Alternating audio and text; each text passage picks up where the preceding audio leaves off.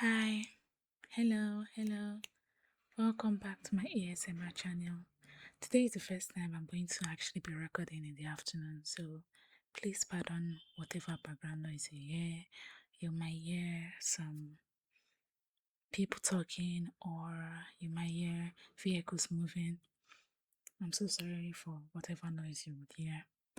So today I'm going to talk about Christmas.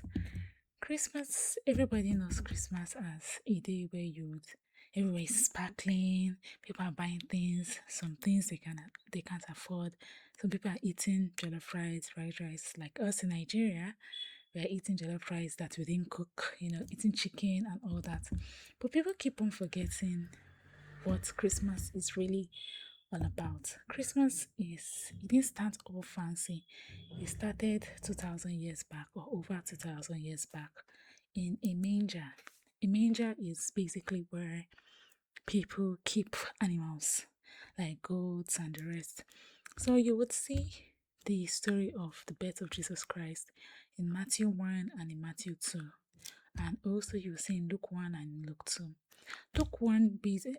Matthew 1 basically is talking about the genealogy of Jesus Christ, how like the forefathers of Jesus Christ, from Abraham to Isaac, from Isaac to Jacob, and you go down to Jesus Christ.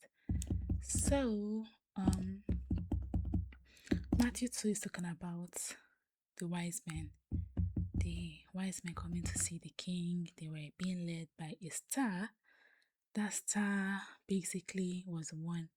The star basically led them from wherever they were to Bethlehem. But before they get to Bethlehem, they have to pass King Herod.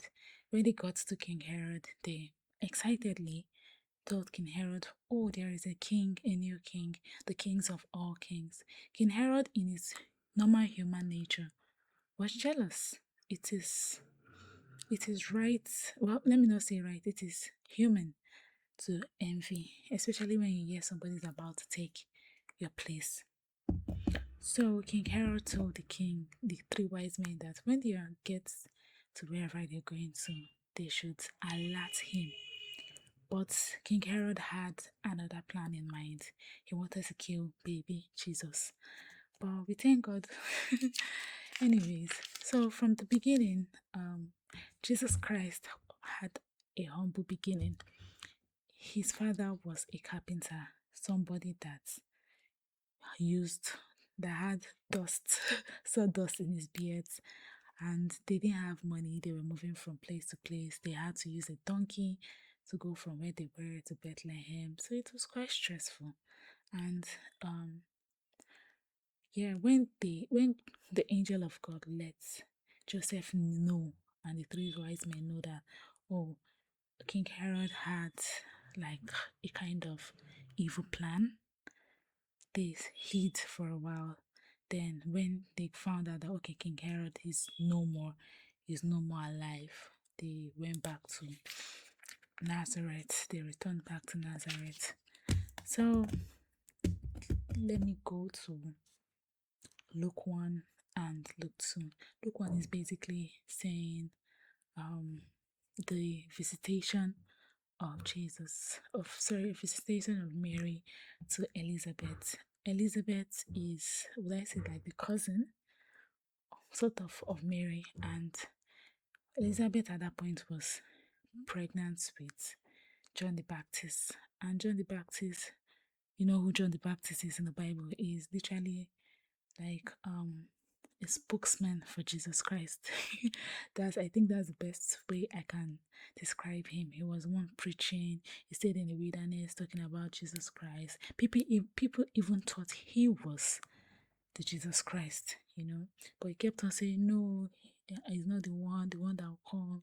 He was all excited about Jesus. So in the womb of Elizabeth, he was excited. He leaped with joy when he felt the presence of Jesus around him. So that's that. Then we talked about the circumcision. Luke 2 talked about the circumcision of Jesus Christ. So yeah.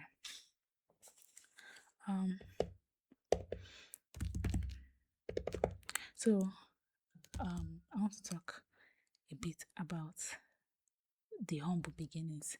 When people are getting fancy things and doing so many sparkling things, people tend to forget about how Jesus came about.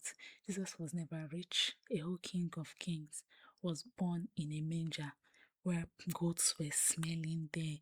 So it tells us a lot about things. It tells us that in as much as you're hustling, you're waiting, you're still trying to figure it out, you're in great company because Jesus had a humble beginning. He changed the world, so don't let Instagram or any social media deceive you. Growth is not always aesthetic. See where Jesus came from and see where he is. Who would have thought that Jesus Christ, the baby Jesus, would have been the one that will save the whole world? Do you get? So sometimes it starts with discomfort or good smells. Now, this Christmas, you may not have a big tree or a big budget or big jollof rice plans, but that's okay. Christmas isn't about excess, it's about the essence. It's about light, it's about hope, it's about peace, and it's about love. The real kind, not the one that ghosts you after 30 December. So breathe, smile, even laugh a little. You've made it this far. You've made it to December. God made you stay from January 2025 to December 2026, 2025 rather, to see a new year. You should be happy. And even if you're in your own major season, you know God sees you. You're not behind, you are becoming. So from me to you, Merry Christmas, and may your heart be full even if your fridge isn't. And in this noise, well, the background noise or in the noise generally, may your dream come true and grow strong, even from humble beginnings. Now, sleep well, you deserve it. Merry Christmas, and don't forget to hide the last piece of chicken. Bye.